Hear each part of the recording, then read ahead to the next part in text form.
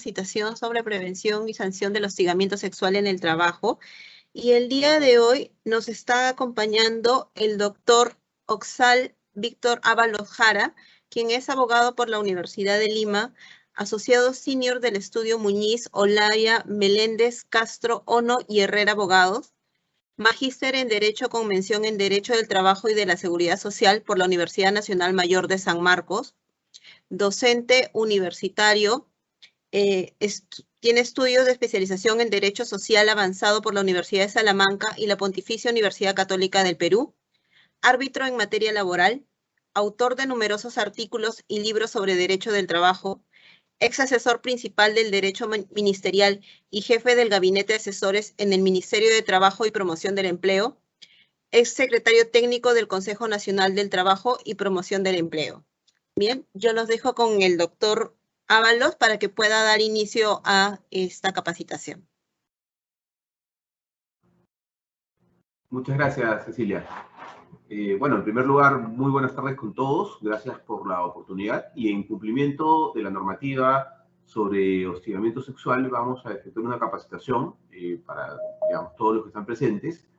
Y bien, en primer lugar, quiero compartir la presentación que tengo y, en todo caso, Cecilia, ¿me confirmas, por favor? Ok, bien. Perfecto, muchas gracias. Yo te voy avisando, Cecilia, cuando lo vamos cambiando, por favor. ¿Podemos poner la primera diapositiva? La siguiente lámina, por favor. Muy bien. Muy bien, muchísimas gracias. Empecemos entonces. A ver, es muy importante que nosotros podamos comenzar a discernir entre lo que es el hostigamiento sexual y aquellas conductas que no lo son. Acá claramente la ley ha especificado quiénes son cuál es el concepto de hostigamiento sexual. Y esto hay que tenerlo de modo muy claro, porque aquellos hechos, sucesos o situaciones que no califican como hostigamiento sexual no son parte de lo que nosotros vamos a ver como un procedimiento contra el hostigamiento sexual. Y por eso es importante saber cuál es el concepto jurídico de estos actos que indudablemente son totalmente rechazados. De acuerdo a ley, el hostigamiento sexual es una forma de violencia que se configura a través de una conducta de naturaleza sexual o de naturaleza sexista y al mismo tiempo no deseado. ¿Esto qué quiere decir? Que para que se configure un acto de hostigamiento sexual o sexista, tiene que haber un rechazo de la persona contra la que se dirige el acto, ¿no? Y a su vez, este tipo de actos seguramente van a generar un ambiente intimidatorio, hostil, humillante, y que indudablemente en la relación laboral lo que va a afectar es la conducta del trabajador o la trabajadora, de modo tal que vaya a generar ausencia, pueda generar inclusive su renuncia o el apartamiento de la relación laboral. Pero hasta acá, dentro de la definición que ustedes tienen que conocer, es que hay dos hechos distintos, dos situaciones o dos actos, que son los actos de naturaleza sexual y los actos de naturaleza sexista. Evidentemente, si se producen estos actos y estos actos no son rechazados, sino por el contrario, son aceptados por la persona contra la que se dirige, entonces no podríamos hablar nunca de un acto de hostigamiento sexual. Entonces el presupuesto es que haya un rechazo al acto. La siguiente diapositiva, por favor. Dentro de lo que es la calificación de actos de hostigamiento sexual, lo que podemos ver entonces que habían dos categorías, los actos de naturaleza sexual y los actos de naturaleza sexista. ¿Qué son los actos de naturaleza sexual? Para ser más claros y enfáticos en este tema. Se trata de aquellas conductas expresadas o basadas en actos físicos, verbales, gestuales de connotación sexual, o aquellos comentarios, insinuaciones, roces o acercamientos, observaciones, miradas lascivas o contacto virtual u otros actos de naturaleza similar. Concretamente, ¿de qué hablamos? Por ejemplo, si nosotros, por ejemplo, escuchamos a una persona que se expresa de otra, sin importar el género, haciendo alusión a su físico, mencionando alguna característica de su cuerpo, o la misma persona hace algún gesto de aprobación o desaprobación, pero vinculado a lo sexual o indudablemente algún tocamiento. No necesariamente tiene que ser en alguna parte íntima, puede ser en cualquier parte del cuerpo. La situación concreta es que afecte a la persona contra la cual se realice el acto. O simplemente una mirada bastante lasciva, o incluso una comunicación virtual o un contacto virtual de cualquier tipo. Puede ser, por ejemplo, un WhatsApp, un mensaje a través del Facebook o del Instagram o cualquier red social, ¿no? Lo cierto es que esta comunicación que se hace a la otra persona tiene una connotación sexual, y si la otra persona lo rechaza, ya estamos claramente ante un acto de naturaleza sexual, ¿no? ¿Quién determina que el acto es un hostigamiento sexual? Evidentemente la persona que recibe el comentario, el roce, la insinuación, la comunicación en general. Y acá vamos a llegar a algún punto en el cual en algún momento alguien podría jugarle una broma o intentar comunicarse con alguien de algún modo bastante peculiar, y alguien podría considerar que esto no es un acto de naturaleza sexual, porque lo que se ha intentado es hacer una broma, una comunicación. Sin embargo, eso es irrelevante. Lo relevante es cómo lo toma la persona que recibe esta comunicación, este acto, esa mirada, etc., ¿no? Si esa persona lo califica, por más que nosotros consideremos que es exagerado, es un acto de hostigamiento sexual. Por lo tanto, hay que tener mucho cuidado ahora que sabemos qué actos califican como conductas de naturaleza sexual dentro de lo que es los actos de hostilidad laboral. Pero eso no es todo. La ley también prevé que dentro de lo que es este hostigamiento sexual está lo que son conductas de naturaleza sexista. Y se trata de aquellas conductas o actos que promueven o refuerzan estereotipos en los que se hace prevalecer un sexo o género sobre el otro. Esto es un típico caso en el cual, por ejemplo, los hombres ven a una mujer cargando una caja y dicen ese no es trabajo de mujeres. O de repente una mujer ve a un hombre haciendo determinada labor y dice ese no es trabajo de hombres. Ese hecho de hacer una expresión en la cual se pretende denostar o minimizar una labor porque se es varón o se es mujer, eso ya constituye un acto de hostigamiento sexual bajo la modalidad de conducta sexista. Ya no es un acto concreto de naturaleza sexual, sino es más sexista porque se está minimizando, despreciando el género o el sexo, lo cual también evidentemente es pasible de sanción. La siguiente, por favor. En una relación laboral podemos advertir claramente que hay dos tipos de relaciones. Aquellas relaciones horizontales en las cuales nos encontramos con personas que se encuentran en una misma posición jerárquica, por ejemplo, compañeros de trabajo de una misma área, de una misma sección o de una misma categoría, pero también vamos a encontrar una relación de carácter vertical, en la cual yo ya no me entiendo con las personas de mi misma categoría, sino hay categorías menores y categorías mayores, como por ejemplo mi jefe, mis superiores, o en todo caso, mis subordinados. Y esta forma de ver una relación laboral también es muy valiosa, porque esto lo que nos ayuda a entender es que el hostigamiento sexual también se puede dar en ese escenario. En una relación horizontal es cuando se produce no existiendo una relación de dependencia jerárquica o subordinación respecto de la presunta víctima, ¿no? Es decir, el presunto hostigador y la presunta víctima tienen una misma jerarquía, por lo tanto no hay un aprovechamiento de poder, sino que el acto se está produciendo en ese escenario. Y normalmente se da, pues, entre compañeros de labores, entre trabajadores, digamos, de otro tipo de empresas tercerizadoras, intermediadoras, en los que no hay una relación de dependencia o jerarquía. La siguiente, por favor. Pero también esto se puede dar, y esto sí es realmente más grave, cuando se produce en una situación de jerarquía. Y es que la ley ha establecido y ha definido que cuando el hostigamiento sexual se da producto de una relación de autoridad o una relación de sujeción, esto agrava más la situación. Cuando hablamos de una relación de autoridad, cuando el vínculo producido en el marco de una relación de dependencia, la otra persona, una persona posee cierto poder sobre la otra, ¿no? O tiene una situación ventajosa para la otra, como podría ser, por ejemplo, el hecho de que un gerente se aproveche de una trabajadora o un trabajador. También es posible. ¿Y por qué? Porque ese gerente tiene un poder de decisión que podría, por ejemplo, impedir que el trabajador continúe elaborando o podría generar su cese. Ese poder, ese aprovechamiento de ese poder genera ya mayor responsabilidad y mayor gravedad.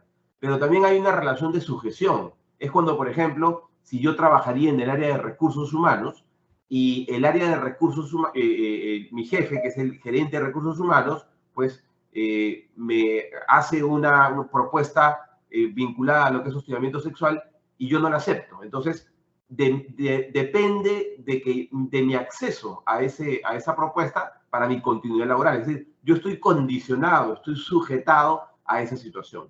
Entonces, ese tipo de dos situaciones, la relación de autoridad y la relación de sujeción, pues generan en una relación laboral indudablemente mayor gravedad porque hay un aprovechamiento, un condicionamiento de la continuidad laboral al sometimiento de la presunta víctima al acto que constituye hostigamiento sexual. La siguiente, por favor.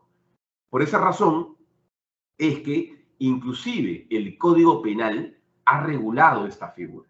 ¿A qué me refiero? Que independientemente de lo que pueda ocurrir en la relación laboral, es decir, independientemente de que en la relación laboral se pueda sancionar a la persona con una amonestación, con una suspensión o inclusive con un despido, los actos de hostigamiento sexual que se producen en una relación jerárquicamente dependiente o con sujeción tienen relevancia penal.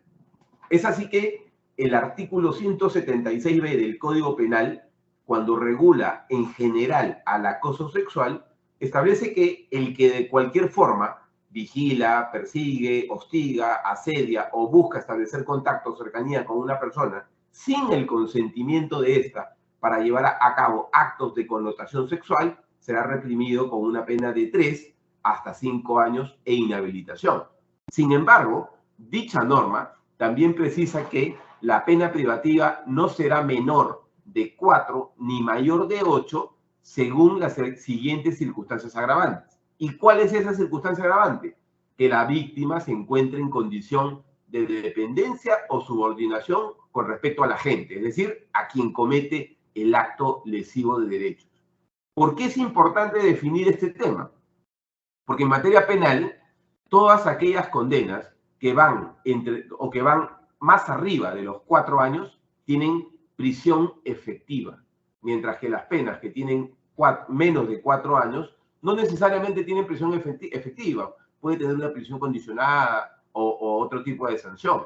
Entonces, estamos hablando de que en general los actos de hostigamiento sexual tienen una consecuencia penal que podría llegar a la pena privativa de la libertad, pero sí o sí, necesariamente e imperativamente, va a haber pena efectiva cuando se demuestre que el acoso sexual, el acoso sexual y en este caso el hostigamiento sexual ha sido cometido por un superior jerárquico aprovechándose de su poder o de la relación de dependencia. Entonces, los actos de hostigamiento sexual no solo se quedan en la relación laboral, trascienden a lo que es la materia penal y pueden tener consecuencias bastante graves. La siguiente, por favor.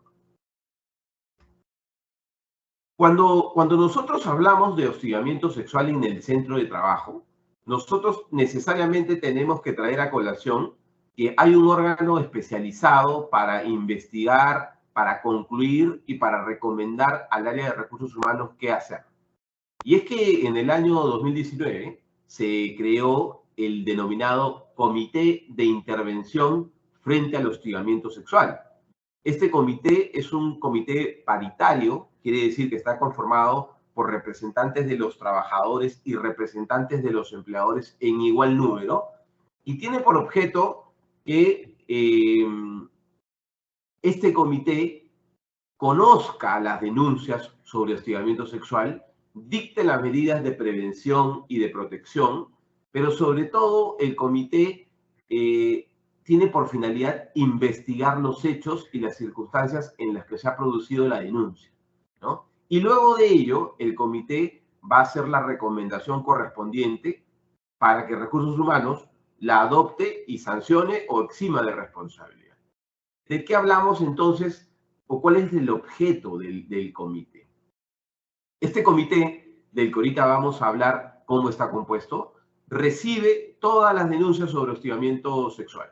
Si el comité recibe alguna denuncia que no es sobre hostigamiento sexual, sencillamente el comité la rechaza y se la derivará seguramente al área de recursos humanos para que ellos se encarguen.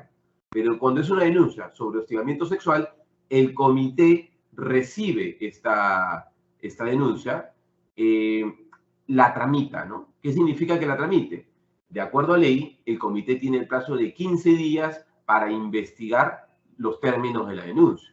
En ese sentido, el comité va a convocar a las partes, va a convocar a los testigos, va a poder utilizar cámaras de video, filmaciones, va a poder utilizar pues, todo tipo de medios probatorios para poder tener certeza y convicción de si la denuncia tiene fundamento o no tiene fundamento.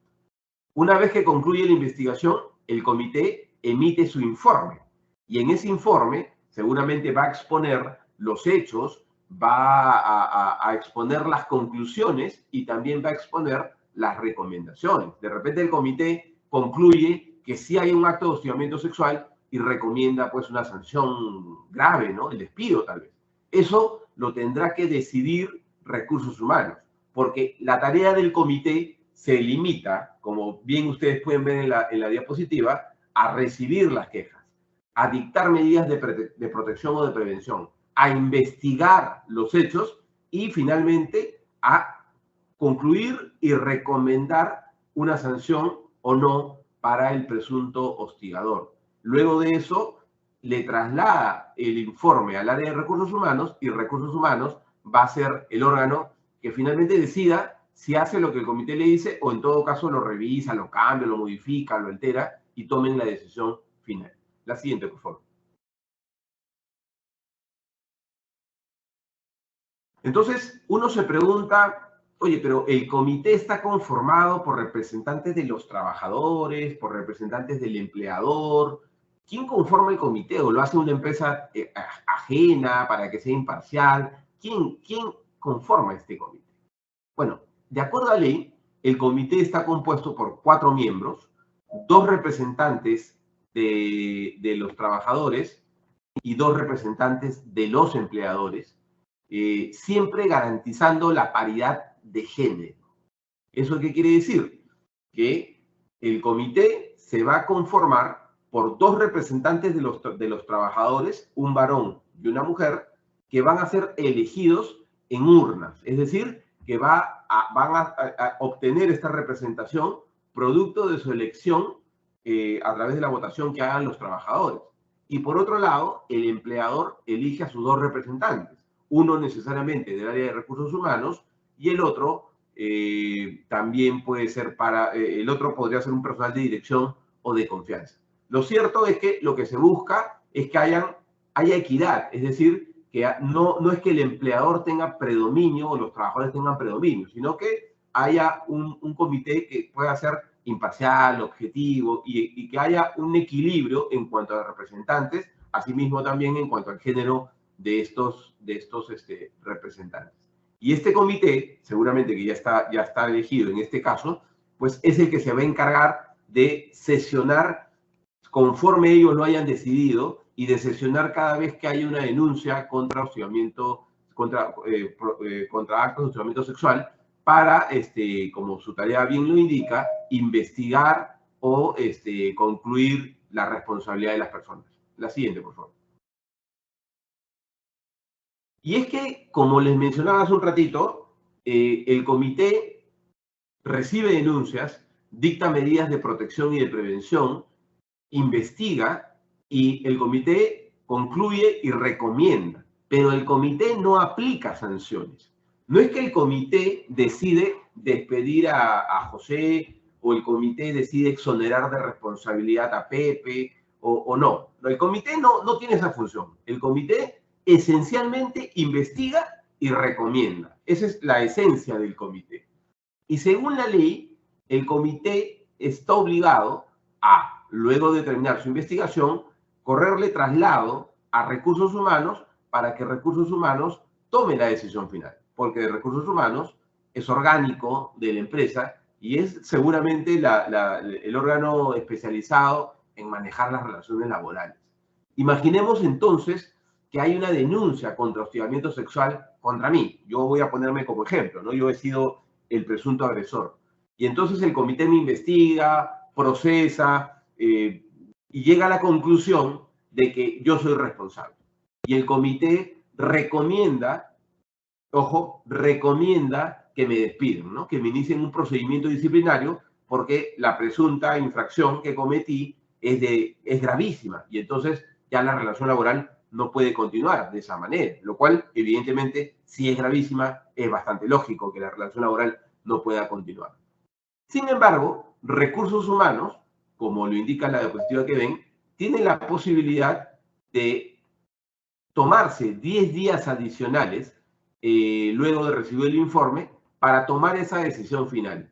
Y entonces recursos humanos lo que hace es vuelve a convocar a una audiencia, por ejemplo, a un informe oral de las partes, o de repente consigue algunos otros medios probatorios, y recursos humanos concluye que la falta existió, pero concluye también que no corresponde un despido, sino que corresponde, por ejemplo, una amonestación.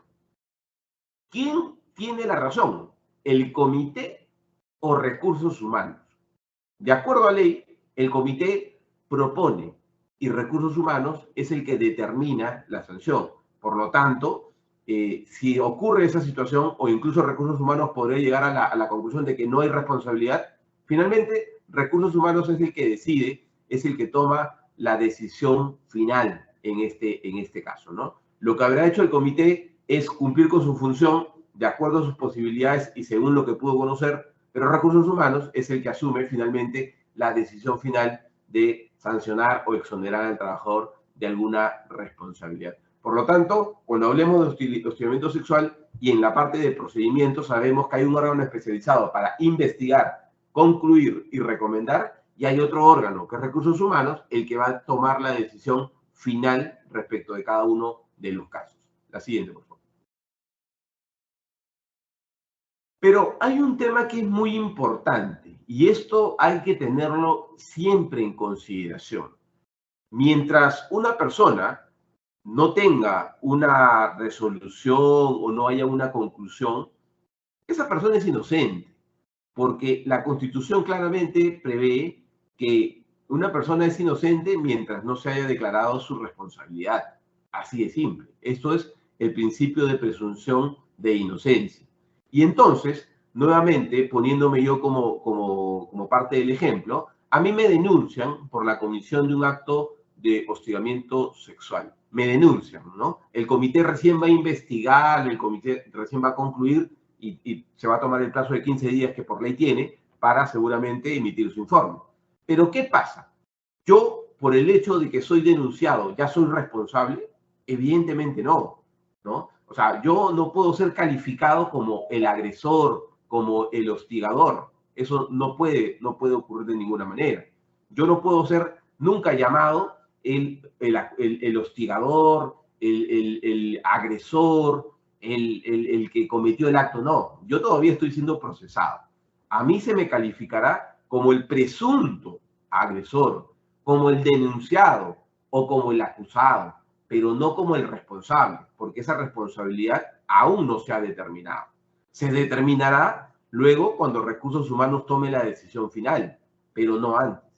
Porque, ¿qué ocurre si a mí me califican como agresor cuando todavía no ha terminado el procedimiento? Más aún si lo hace algún miembro del comité. Simplemente están adelantando juicio, están adelantando opinión, están prejuzgando. Y eso significa que ya hay una distorsión de la justicia, porque la justicia tiene que ser totalmente objetiva e imparcial. Entonces, nadie podría calificar a una persona como el agresor si es que no ha terminado todo el procedimiento.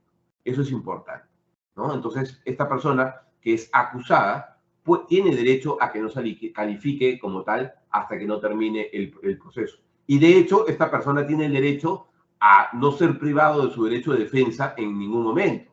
De modo tal que esta persona, tanto como la persona que denuncia, tiene el derecho a presentar sus pruebas, sus testigos, tiene el derecho a participar de todos los actos en igualdad de condiciones que la otra parte, ¿no? No porque sea hombre o porque sea mujer o porque sea una persona que tenga antecedentes o por cualquier motivo, se le va a restringir el derecho de defensa. El derecho de defensa no se limita bajo ninguna de estas circunstancias, ¿no? Y más aún, ¿por qué yo no podría calificar a una persona como agresor con la simple denuncia, no habiendo terminado el procedimiento?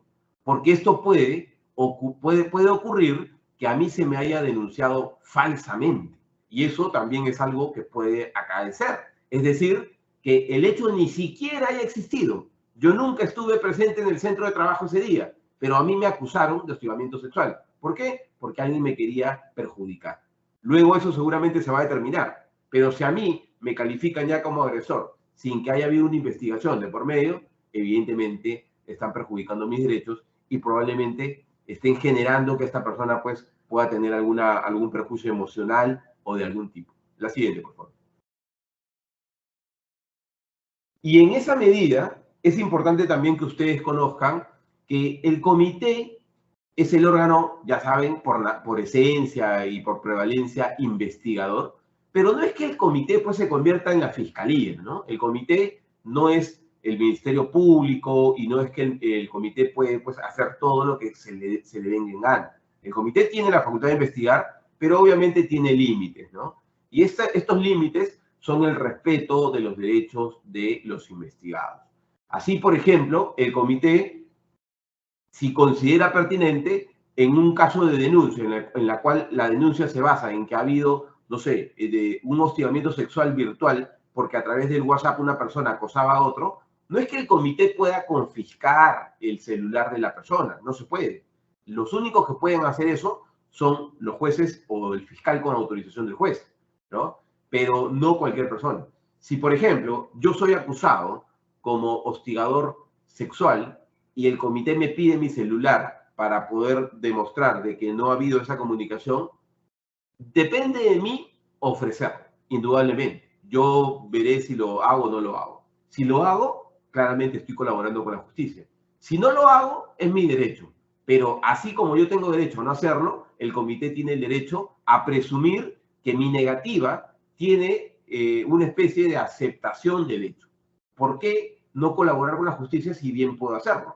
¿No? Claramente, entonces yo tengo que, como parte de la investigación, colaborar con el comité, ¿no? Pero en este caso lo relevante es que el comité tiene que pedir autorizaciones. Por ejemplo, el comité recibe una denuncia de que ocurrió un acto de hostigamiento sexual referido a tocamientos indebidos en determinada área de la empresa, ¿no? En la cual normalmente no hay personal, con lo cual no hay testigos, pero sí hay una cámara de video, una cámara de seguridad. ¿Qué haría el comité? No es que el comité va y pide el video como se le antoje. El comité tiene que pedirle las autorizaciones, seguramente, al área correspondiente de seguridad para que le proporcione el video. Y evidentemente, seguramente... la gente se queda, ¿no?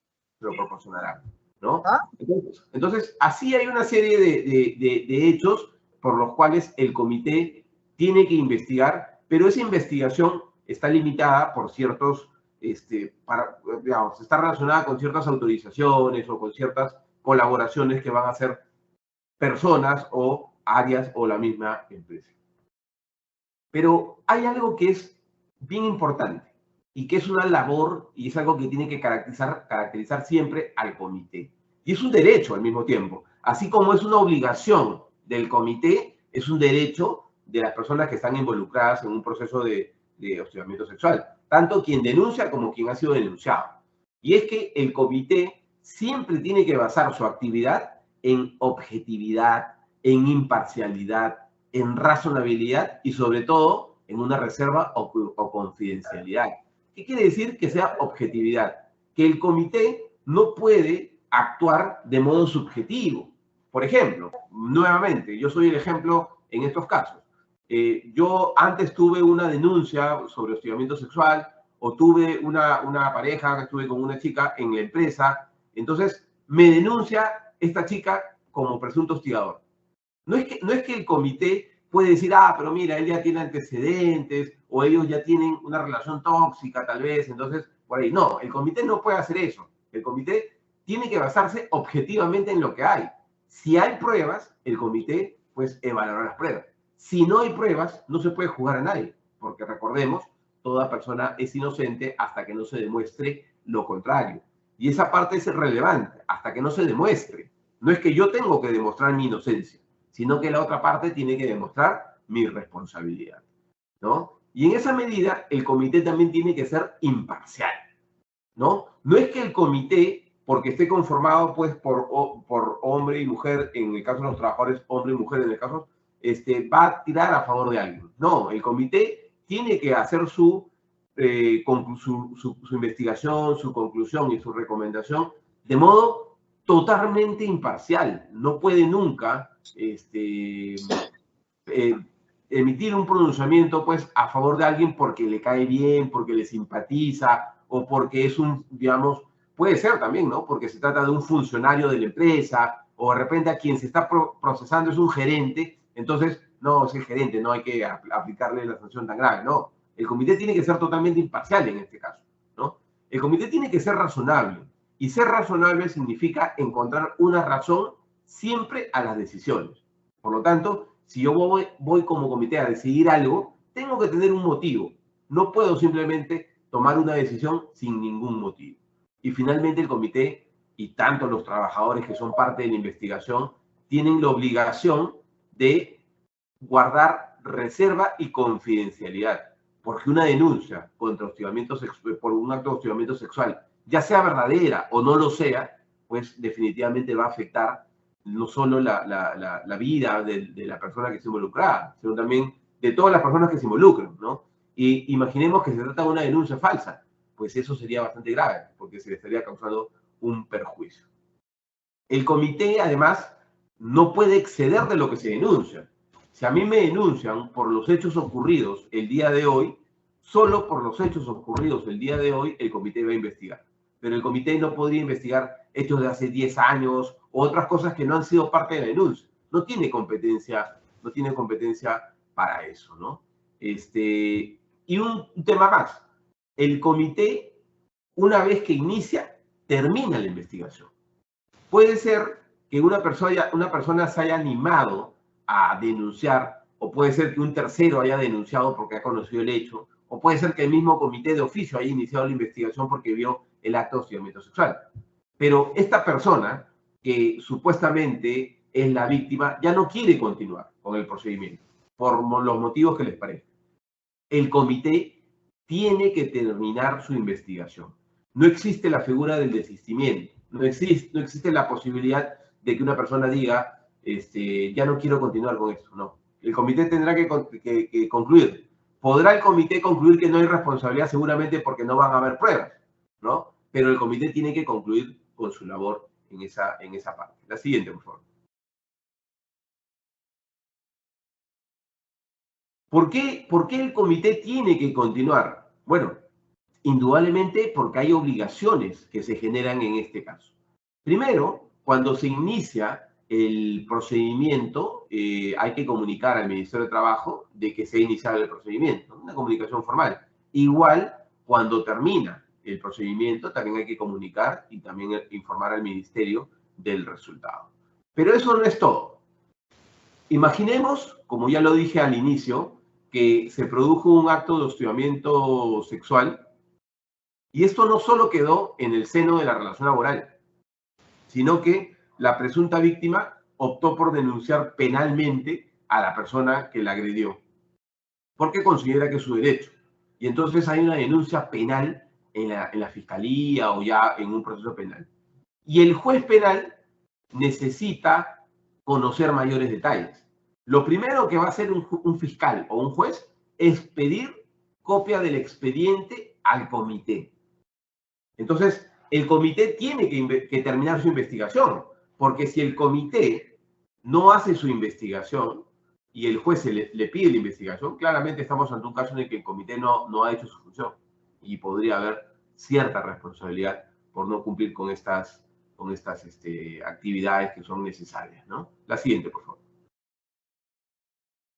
Entonces, hay que tener en cuenta que el hostigador puede ser sancionado, ¿no? Si se demuestra su responsabilidad, pero también hay que tener en cuenta que no siempre la sanción va a ser el despido.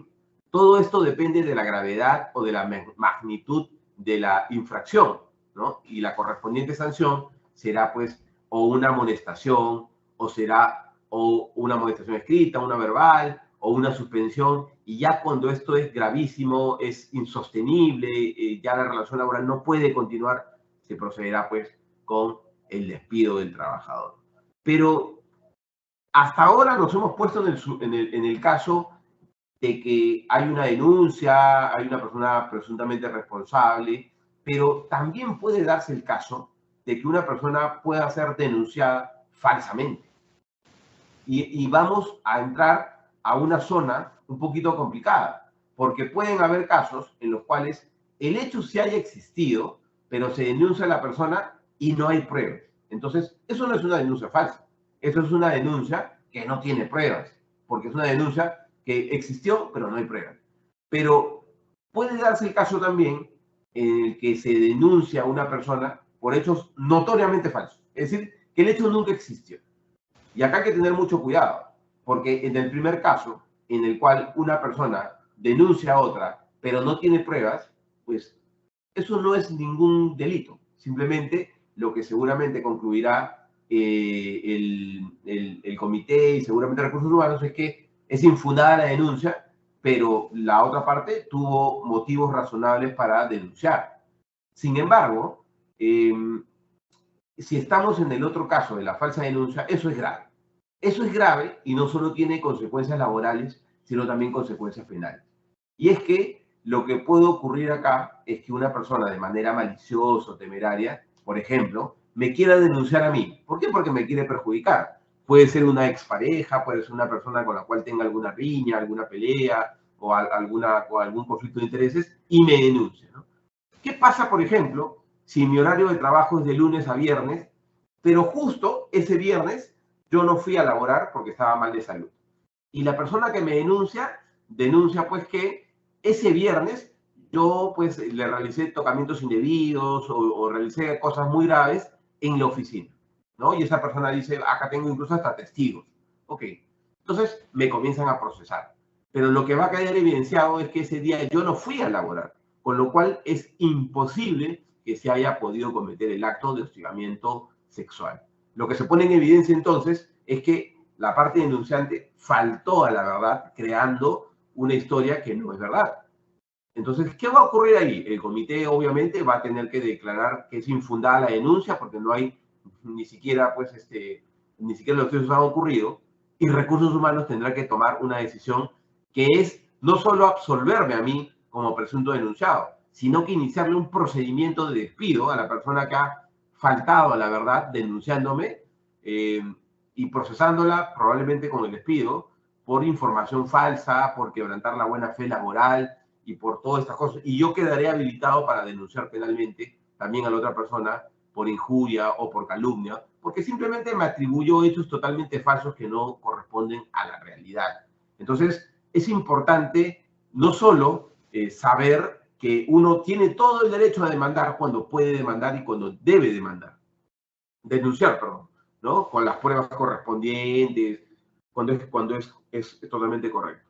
Pero cuando esto no es así, es decir, cuando en realidad se trata de un acto totalmente falso, uno tiene que conocer que las responsabilidades son gravísimas, ¿no? Y uno tiene que saber que esto no solo se va a quedar en la parte laboral, sino también puede ir a la parte penal. Y además también la parte que se ve afectada puede pedir alguna indemnización por los daños que se le puede haber causado. La siguiente, por favor. Entonces, para hacer hasta acá una especie de resumen, lo que podemos ver es que el área de recursos humanos se convierte en un órgano fundamental, pero básicamente porque es el que termina decidiendo lo que va a ocurrir frente a una denuncia que ha sido conocida por el comité. Recursos Humanos es el órgano determinante, decisor, finalmente, en la relación laboral. Y por otro lado, tenemos que el Comité de Intervención frente al Hostigamiento Sexual, que ya saben, está compuesto por representantes de trabajadores y empleadores, y que son elegidos, pues, por los propios trabajadores, en el caso de los trabajadores, y del empleador directamente, en el caso del empleador, pues este comité va a investigar principalmente, ¿no?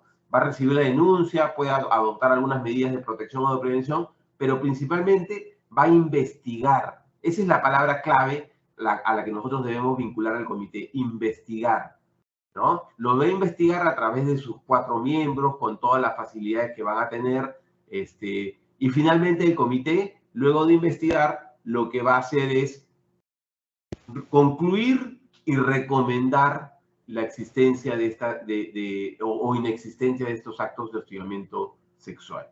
Esos roles son claves. Ustedes tienen que conocer, entonces, que no puede haber un acto de hostigamiento sexual sancionado por Recursos Humanos si es que antes no pasó por el comité, ¿no?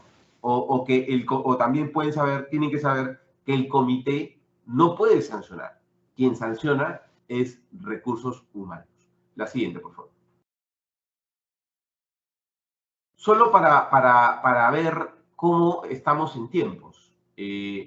Cuando se produce una denuncia o una queja, ya sea por el interesado, por un tercero o incluso de oficio, pueden darse 2 situaciones, ¿ya? Medidas de protección y medidas de prevención. ¿Qué son las medidas de prevención y de protección? Las medidas de prevención que se tienen que dar en el plazo máximo de un día, de ser el caso, son aquellas ayudas psicológicas o médicas que el comité concluye y que le pide a Recursos Humanos que la haga. Por ejemplo, estamos en el caso de un acto de tocamientos indebidos, en donde claramente el varón o la mujer que ha sido víctima de eso, pues ha quedado afectado psicológicamente. Entonces, en ese caso, el comité le va a pedir a Recursos Humanos que pueda brindarle la atención debida a este trabajador o trabajadora para que se pueda atender. Es una medida preventiva. Pero al mismo tiempo, el comité puede pedirle a Recursos Humanos que se apliquen algunas medidas de protección, como por ejemplo, si hay claramente en el mismo caso de tocamientos indebidos 2 personas que van a laborar en el mismo espacio, pues sería inaudito y no correspondería que sigan laborando después de que hay una denuncia. Con lo cual, pues Recursos Humanos tiene la potestad de disponer el cambio de turno, el cambio de horario, que no se acerque a una determinada cantidad de metros, que una persona esté con licencia con goce de haber, o que simplemente cualquier medida que impida que esta situación pueda agravarse, porque no es la idea. Si nosotros ya detectamos o ya se ha detectado que hay esta situación, pues de ninguna manera se puede continuar con ella, ¿no? Porque luego podemos tener alguna afectación muchísimo más grave con consecuencias lamentables. La siguiente. Respecto de cómo es el procedimiento en tiempos. Nuevamente, el inicio del procedimiento se puede dar por la denuncia del propio afectado, se puede dar por la denuncia de un tercero que conoció del hecho y lo quiere hacer porque es su obligación y es obligación de todo trabajador el tomar las medidas. Este término que muchas veces se usa en el centro laboral de soplón no existe. Acá esas son cosas que corresponden a temas totalmente, digamos, alejados de la... Si una persona conoce de una agresión, por más que el presunto agresor sea mi compañero, me caiga bien, tiene que denunciarlo. Porque si esa persona no lo hace, pues no solo está actuando de forma desvalorada, ¿no? Sin ningún valor de por medio, sino también que no está contribuyendo a que las relaciones laborales se lleven a cabo, porque hay que proteger en realidad a las personas que son víctimas de este tipo de situación.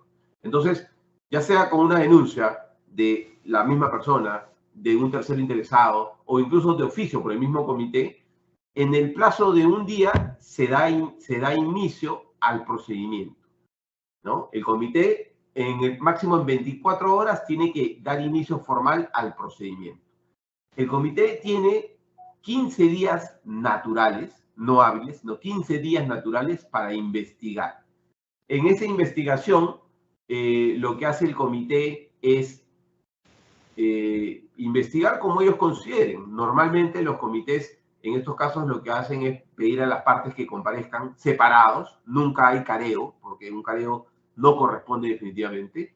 Que comparezcan, que puedan recoger versiones, de repente por escrito algún informe, que presenten algún audio, algún video, algún testigo, etcétera. Todo lo que pueda. El comité tiene máximo 15 días. No quiere decir que utilizan esos 15 días. Puede ser menos plazo. Terminado ese plazo de 15 días, en el plazo máximo de un día, el comité tiene que informar al área de recursos humanos de su informe. Un informe que tiene que tener, entre otras cosas, las conclusiones y las recomendaciones. Y en el plazo máximo de 10 días, el comité tiene el área de recursos humanos tiene la obligación de dictar el veredicto final. Es decir, puede acoger lo que dijo el comité, puede cambiar lo que dijo el comité o simplemente puede no hacer caso al comité. Ya es responsabilidad de recursos humanos. Ellos también verán a través de lo que han podido analizar si el comité hizo o no hizo bien la tarea. Pero finalmente es el que decide y eso es incuestionable. No porque el comité diga algo, recursos humanos lo tiene que hacer. La ley les da total autonomía y no se sujetan una a otra. La siguiente, por favor. Dicho esto y explicando un poco cómo es el comité, cómo es recursos humanos en cuanto a las funciones en esta materia, cuál es el procedimiento, los tiempos, pasemos ahora a ver algunos casos típicos de hostigamiento, de conductas de naturaleza sexual, para un poco ejemplificar cómo es que esto se presenta en la relación laboral. Yo les voy a leer algunas declaraciones recogiendo algunas situaciones que se presentan en la relación laboral para que ustedes vean que lo que a veces nos puede parecer común, en realidad puede terminar siendo un acto de hostigamiento sexual. Este es el caso de una chica de 41 años que se llama Susana y es una ejecutiva de una empresa. Ella declara lo siguiente. Dice, un colega que tuve empezó a pedirme reuniones fuera del horario de trabajo para coordinar algunas tareas en común que nos había enviado nuestro jefe. Al inicio, aunque lo hice dudando, acepté. Con el tiempo, esta práctica se volvió a ser incómoda cada vez porque noté que buscaba momentos para quedarnos solos. Cuando le pedí cambiar los horarios, empezó a tratarme de forma muy hostil, a ignorarme del trabajo y a trabajar por su cuenta.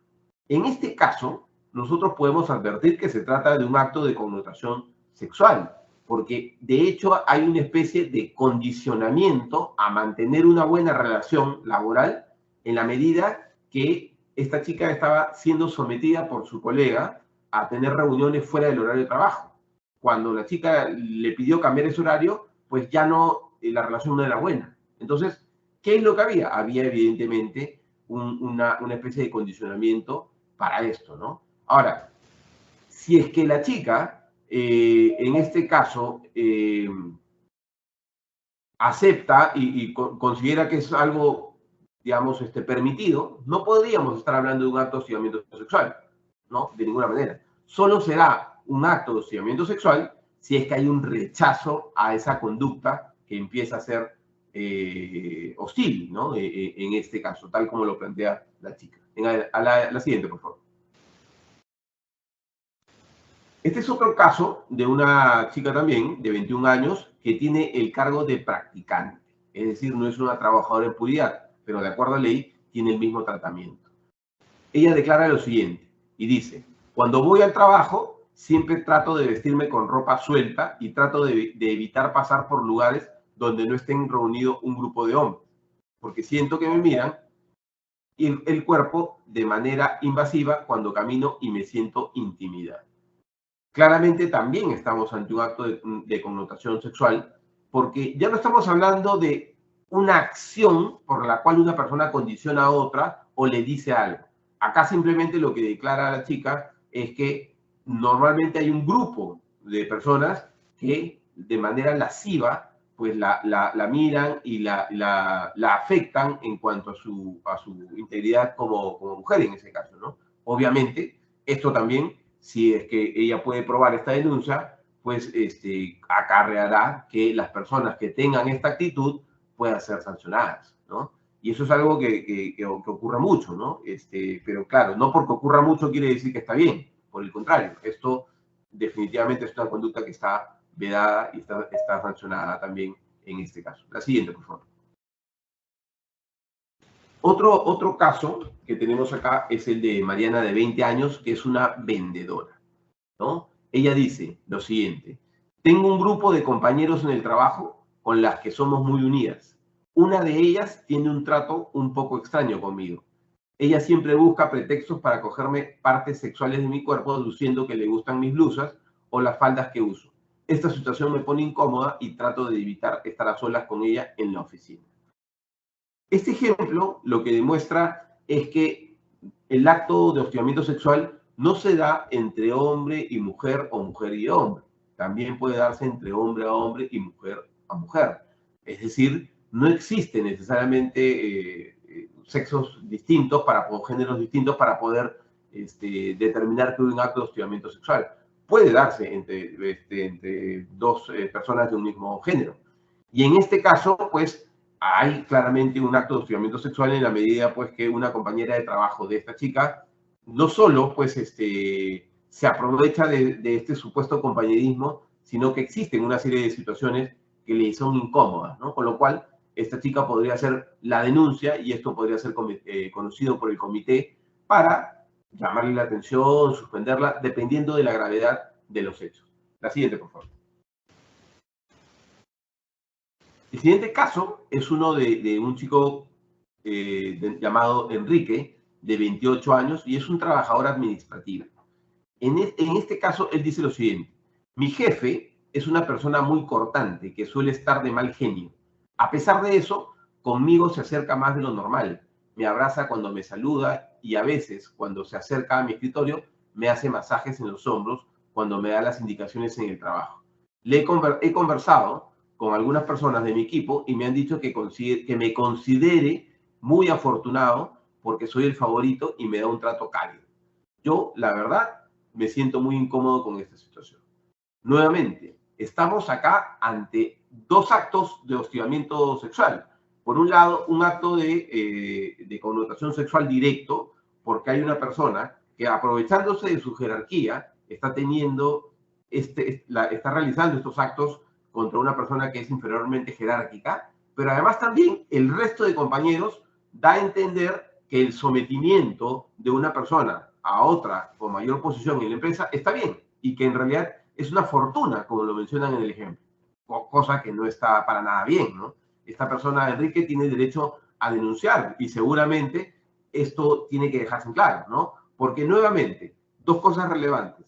Primero, nuevamente estamos hablando de dos varones y claramente se puede configurar el acto de hostigamiento sexual, pero además también esto es un acto totalmente rechazado, ¿no? Y él no está de acuerdo en lo absoluto y puede proceder con la denuncia para que esto no continúe, ¿no? Ya que probablemente una persona en esa situación se puede ver abrumada y la primera acción que va a hacer es renunciar, ¿no? Cuando en realidad debiera informar al comité para que se tome una medida contra esas personas. La siguiente, por favor.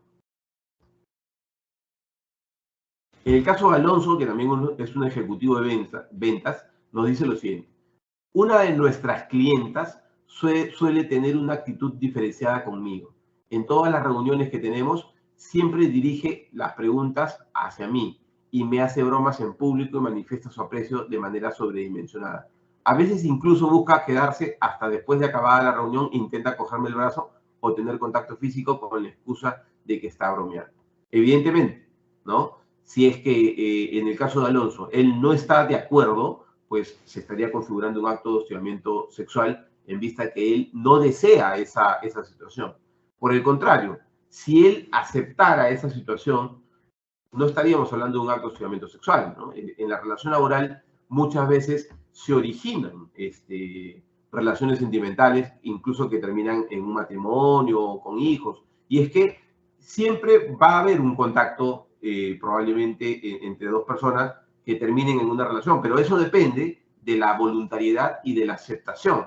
Pero cuando hay una negativa, hay un rechazo, esto no puede continuar, y además de continuar, esto podría y debería ser denunciado ante el Comité de Intervención frente al Hostigamiento Sexual. La siguiente, por favor.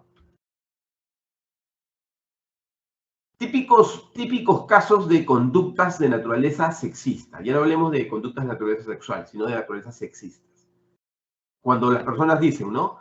Todas las mujeres deberían ser recatadas y sonrientes en el trabajo, ¿no? Como proponiendo un cliché, ¿no? Que siempre todas las mujeres tienen que ser recatadas, ¿no? Y tienen que sonreír, porque si no, no son mujeres. O sea, esos comentarios los hemos escuchado. Quien calla otorga, nuevamente, ¿no? O sea, hacen una propuesta, la otra persona no dice nada, bueno, como no dijiste nada, entonces nuevamente lo que está ocurriendo es un aprovechamiento. No eres hombre porque no tienes, y ustedes ya saben qué es lo que continúa, no tengo que decirlo. O sea, nuevamente, ¿qué estoy haciendo ahí? Estoy denigrando la condición de varón que tiene una persona porque supuestamente para otra, esta persona no tiene esa palabra que comienza con H, ¿no? Otra frase, ¿no? Las mujeres a la cocina y los hombres a la oficina. Claramente una conducta machista, ¿no? Que califica o que intenta menospreciar a las mujeres, aunque ir a la cocina en realidad no es nada menospreciado, ¿no? Pero igual, o sea, simplemente el hecho de hacer esa alusión a que no, solo los hombres pueden estar en la oficina, no tiene nada que ver, ¿no? Nuevamente equivocado. O cuando alguien dice, eso es trabajo de hombres y no es trabajo de mujeres, también puede constituir un acto de naturaleza sexista. La siguiente, por favor. Otros casos, por ejemplo, ¿no? Un acto de naturaleza de conducta sexista, en la cual Graciela, que es una publicista de 26 años, dice lo siguiente. Mi jefe me invitó a participar en una reunión de directorio exponiendo mi proyecto de trabajo. Es decir, ella había elaborado un proyecto, ella era la protagonista de la reunión. Cuando ingresé a la sala, me percaté que era la única mujer. Antes de que empiece la exposición, el gerente general me ordenó que sirviera el café a todos los asistentes, sin saber que yo también participaría en la junta. Me sentí muy avergonzada y serví el café sin mayor reclamo. Esto es claramente una conducta de naturaleza sexista, porque acá lo que se está dejando en claro es que, en este caso, el jefe y los demás concurrentes de esta reunión asumieron que por el hecho de ser mujer tiene que servir el café. Y eso, claro, es totalmente pues, equivocado, ¿no? Más aún cuando era una reunión en la cual la chica iba a hacer iba a exponer su proyecto, ¿no? Entonces, nuevamente, estas calificaciones de que las mujeres tienen que servir café o que los hombres son los que pueden cargar cosas pesadas, en realidad no tienen nada que ver, ¿no? O sea, cada uno con su función. La siguiente y la última, por favor. En este caso hablamos finalmente del caso de Marta, de 33 años, que es una operadora, y que señala lo siguiente, ¿no? Dice, en mis ratos libres participo activamente de marchas a favor de la igualdad de género o a favor del aborto y para la igualdad de los derechos entre hombres y mujeres. Desde que mis compañeros de la oficina se enteraron de ello, no dejan de llamarme feminazi. Esto me está ocasionando incomodidad al punto que estoy evitando ir al trabajo para no tener que lidiar con ese tema. Nuevamente, hay una calificación a una persona por el hecho de que tiene una ideología o una forma de pensar distinta, ¿no? Y eso es claramente incongruente, porque toda persona tiene la libertad de pensamiento y de pensar, obviamente, hasta cierto límite, digamos, como lo desee.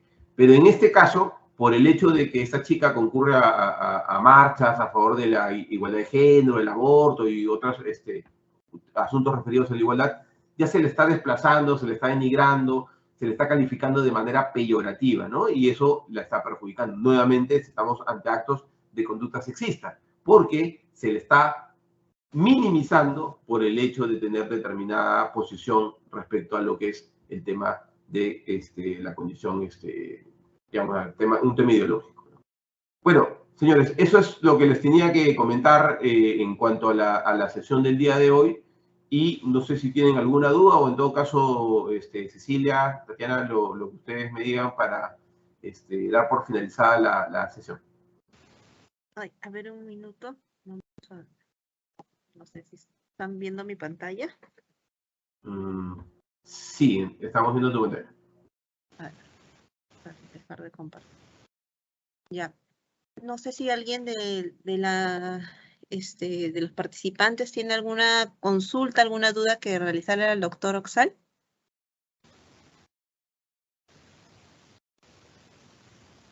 Hola. Buenas tardes. ¿Podría hacer una consulta?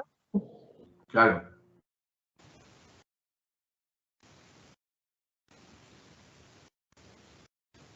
Adelante. Sí. ¿Cómo que está? Doctor. Señor Liñán, ¿cómo está? Buenas tardes. ¿Qué tal? ¿Cómo está, mi estimado doctor? La denuncia o queja que puede hacer un tercero tiene que ser necesariamente un trabajador que tiene relación laboral, o puede ser en este caso, por ejemplo, en caso de una trabajadora que puede ser su esposo. Esa consulta, doctor. Sí, muy buena pregunta. La ley no ha puesto, no se ha puesto en ese supuesto, pero claramente si tenemos que la finalidad del comité es investigar para proteger a una persona, yo creo que también se podrían admitir denuncias de terceros, ¿no? En todo caso, el esposo, por ejemplo, de una trabajadora que se siente que ha sido agredida o que se siente agredida, pues podría presentar una queja, y el comité hacer la suya, ¿no? Y ya tramitarla. Yo creo que sí es perfectamente válido, porque de verdad que sería un poco inaudito que el comité le rechace porque no es trabajador, pero el hecho existe, ¿no? Entonces no tendría mucho sentido. Yo creo que sí es válido que un tercero, inclusive no trabajador, pueda comunicar del hecho y en todo caso el comité ya formalmente hacer suya la denuncia y tramitarla. Gracias. Gracias, doctor. Gracias.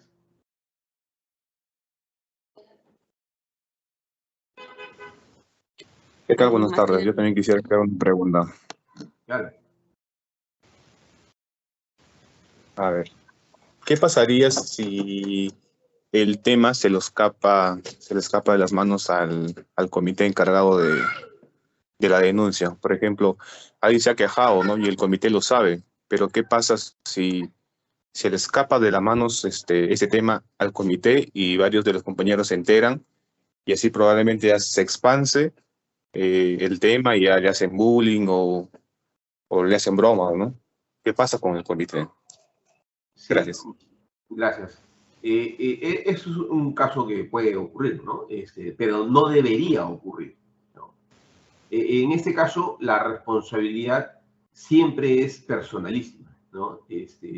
Entonces, la responsabilidad no puede ser al comité, sino que tiene que ser a algunos miembros del comité por el hecho de que alguien de manera explícita, de manera dolosa o simplemente porque lo quiso hacer, pues filtró la información y la comentó o algo similar, ¿no? Entonces, ahí lo que corresponde, como quiera que la responsabilidad es personalísima, es que se investigue, ya no como un acto de hostigamiento sexual, sino que Recursos Humanos pueda investigar y pueda, pues, de alguna manera, identificar quién del comité emitió o filtró esa información. Y en esa medida también lo que tiene que identificar Recursos Humanos es ver el impacto, la magnitud de esta información, ¿no? Porque si es que esto es algo bastante lesivo, y debería ser bastante lesivo porque, digamos, acusar a alguien de hostigador o que alguien no quiera que sepa que es la víctima y también se conozca, seguramente agrava mucho la dignidad, ¿no?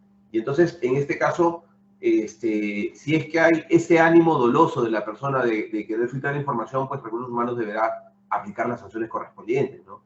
De hecho, la ley establece como falta grave también el uso o entrega de información reservada del empleador, ¿no? Y claro, es del comité, pero finalmente el comité representa al empleador, con lo cual podría llegarse hasta la sanción al comité. Pero no solo es el hecho de que se sanciona a la persona por la filtración de la información, ¿no? Que está claro que debería ser sancionada si es que se trató de un acto doloso, sino también que se sancione a las otras personas que, valiéndose de esa información, comienzan a hacerle bullying o una serie digamos, bromas o lo que sea con eso, ¿no? Porque eso sí sería, pues, bastante grave, ¿no? O sea, tampoco, no porque haya conocido yo de una información, tengo que jugar con la dignidad de la persona. Eso no cabe en ninguna circunstancia, ¿no? Por lo tanto, hay que hacer una identificación del comité o de las otras personas y luego aplicar las sanciones correspondientes. No, definitivamente tiene que haber una sanción. Entiendo. Gracias. Gracias. ¿Sí? ¿Alguna otra consulta?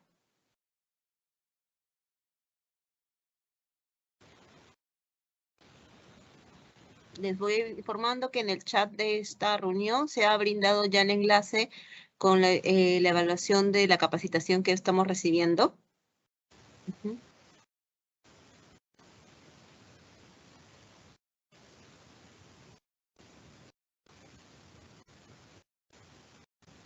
¿Alguna consulta más que tengan?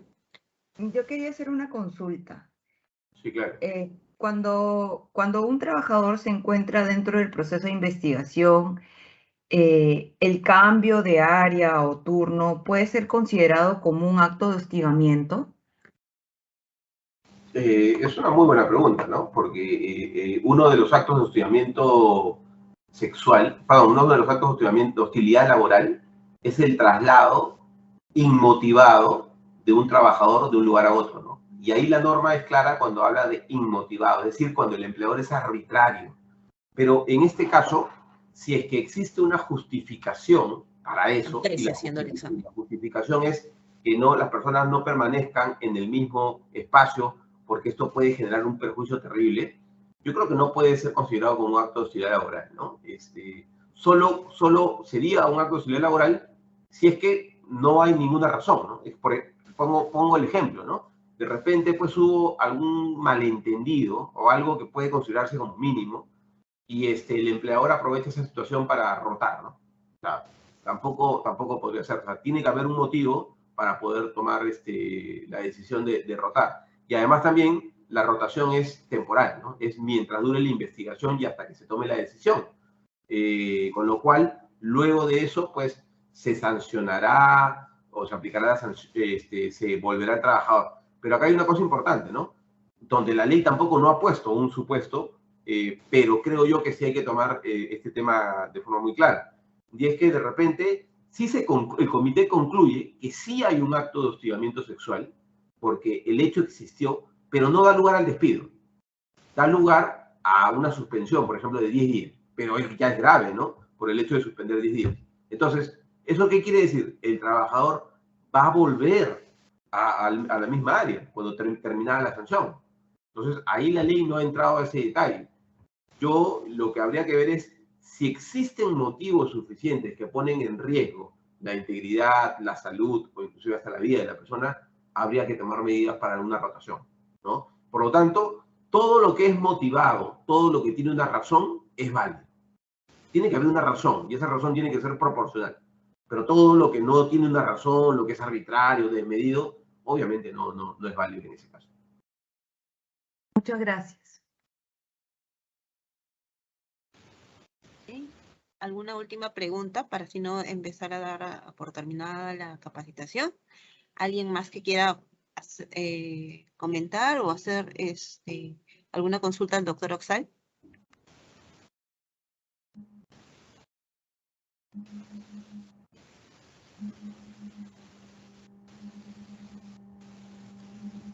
Creo que ya no hay más consultas. Bien, voy a detener la grabación entonces.